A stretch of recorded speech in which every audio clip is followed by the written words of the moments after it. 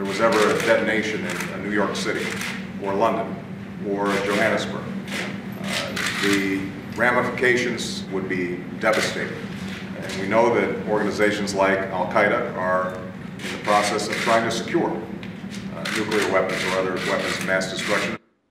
That was President Obama yesterday spelling out the big fear that is serving as the sort of mission statement for 46 foreign leaders gathering here in Washington today. Maybe not the most uplifting start of a major conference, but it may not be the most uplifting of conferences. Top Line starts right now.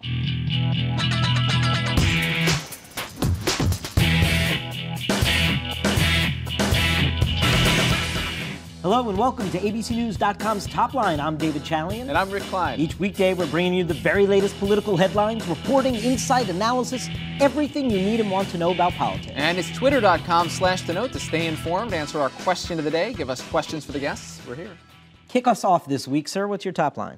Nuke talk. Leaders of 47 nations, including President Obama, convening here in Washington for a two-day summit on nuclear security. And David, this is another chance for Washingtonians to complain about their commutes. But beyond that, President Obama gets to talk foreign policy in an area of particular passion, as we've discussed. For him, we're really going on a week now of discussing nuclear policy. It hasn't happened in some time that we've had that kind of attention on it. Of course, big stakes whenever you talk about these things, but already you're beginning to look down the road as well at what this means, particularly about Iran.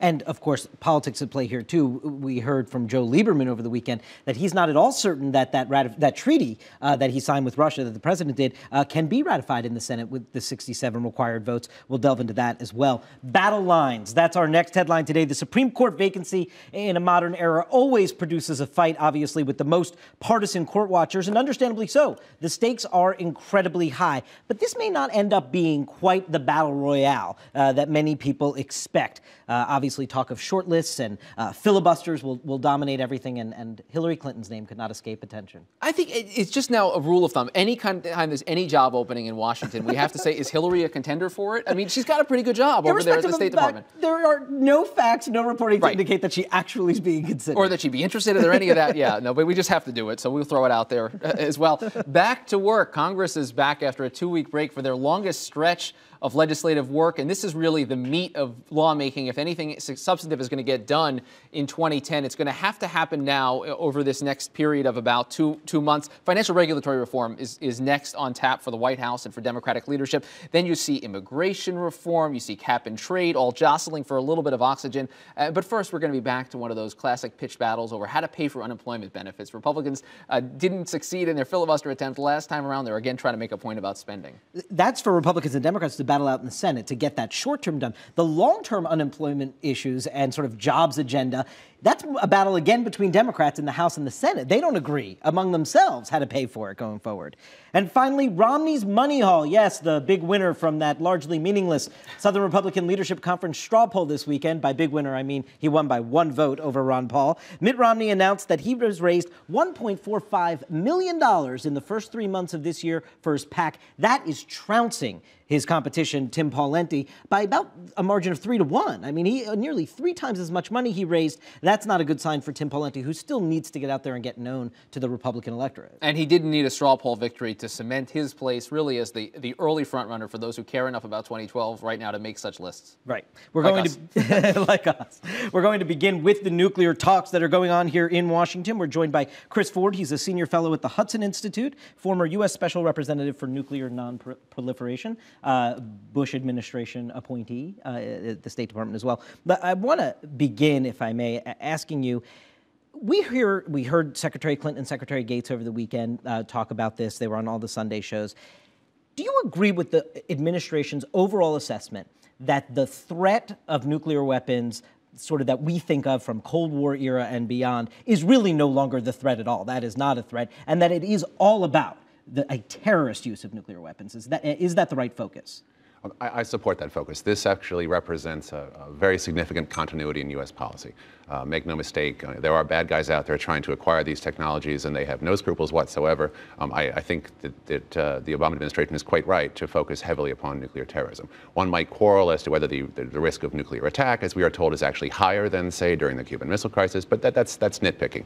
The bottom line is quite simple. This is an area that has and deserves broad bipartisan support in the U.S. political context. When the nuclear posture review came out last week, you had an op-ed up at AOL News with a great headline: Obama nuclear review is shockingly not awful. It sounds almost like an endorsement, but there are some folks who did think it was awful. Rudy Giuliani and Sarah Palin come to mind. What are they missing in this, or what are they misreading in this, in your judgment? Well, I was myself braced for a much more, dare I say it, sort of naive and problematic document than turned out. Not that there aren't problems with it. There's enough in there to give conservatives a fair amount of time talking about its difficulties. On the other hand, it's certainly not what one might have expected from the president who gave his speech in Prague a year ago and who has been playing to the disarmament grandstands so carefully during at least the first period of his presidency. In that context, it actually represents perhaps something of a learning curve. I mean, the slow motion mugging by reality of a very political disarmament agenda by the responsibilities of actually having to be in charge of the country that provides the international public good of global security in a very problematic environment. So, I mean, good on them for moving along that learning curve, and perhaps they'll continue. In addition to the posture review, there's that other piece of that treaty signed with Medvedev in Prague this last week. I'd love to get your take on that treaty. And you were just talking about how there's bipartisan support. But as I mentioned at the top, Joe Lieberman is saying, who's one of the votes they would certainly count on as they try to get to 67. He's saying he may not see ratification in the Senate. Well, there's bipartisan support for working very hard to prevent nuclear terrorism. Right. That's not necessarily the same thing as being bipartisan support for any particular strategic arms control treaty.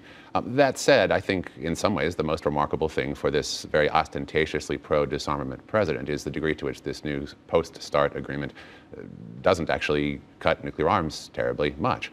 That's not necessarily a bad thing. By about a third for each nation. Oh, right? The third is actually a red herring. The number of deployed warheads is going to be down by about a third from the upper limit set by the Moscow Treaty. It's only about 9% from the lower limit set by the Moscow Treaty. So depending upon where we are right now, which is classified, this could be a very small reduction indeed. And there's some games with counting rules that also make it somewhat unclear whether there'll be any reductions at all. The more significant and clearer reductions, given that ambiguity, have to do with delivery systems. But even then, it's not dramatic. There's an overall cap of 800 for each side, of which 700 can be deployed. At the present, I think the United States has something like 846. So this is not a dramatic change, which is not a complaint on my part. And it probably will certainly help things in the Senate if the president shows himself willing to show a sufficient commitment to the kind of modernization that I think will be necessary in order to make this move forward. What are you looking for out of the summit this week? We've got leaders, 46 nations in addition to President Obama are here. We haven't had a gathering like this in Washington since the end of World War II. What are you expecting, though, to come out of it tangibly? What are you looking for? Wow. The administration talks about wanting to have an agreed work plan. They talk about raising awareness and triggering a greater level of concern. Those are all good things. Unfortunately, the problem is that we don't really lack work plans. The plans on paper is not the deficit here. It's follow-up on the ground that changes the facts on the ground. Hopefully this will catalyze movement by the governments involved. But let's not forget, it was back in 2006 when President Bush and President Putin of Russia announced the Global Initiative to Combat Nuclear Terrorism. We've had 5 or 6 summits of that and some very sound and useful programs of statements of principles and things on which countries agree that they should be working to do better. The problem isn't that we can't get leaders to come together to say, to announce work plans. The problem is actually getting them to go home and do this. And maybe this kind of a big summit can help catalyze that, but it remains to be seen. Chris Ford, Senior Fellow at the Hudson Institute, thank you very much for being with us today. Thanks for having me.